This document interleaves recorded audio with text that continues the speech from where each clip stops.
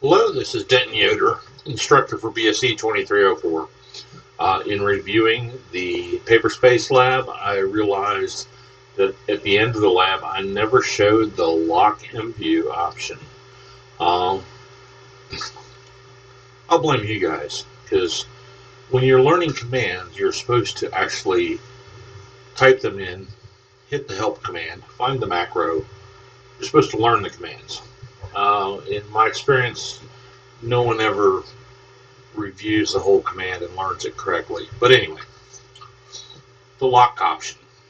The Mview command, as well as making Mviews, has a lock option. So if I type in MV for Mview, L for lock, on, I can lock my Mviews. And I can lock any number of them all at the same time. Another way to do the same command is the properties window.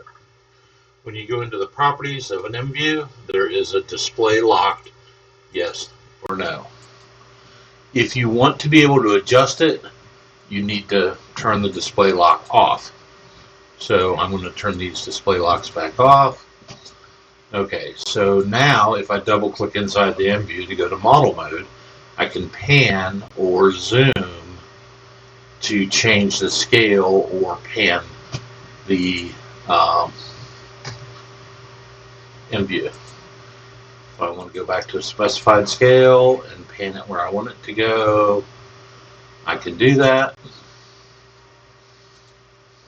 Specified scale.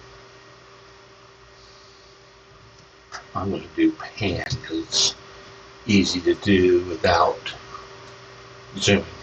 The mouse is hard to pan without zooming. Okay. Once you get the Mview where you want it to go, you switch back to paper mode, which I did by double clicking outside of the Mview. And then you can do the display lock yes. When we do Mviews, you will be graded on having their scale set properly, having the Mview on a no plot layer, having the Mview locked. There will be several things that you're graded on. So you want to know that option. Thank you. Bye.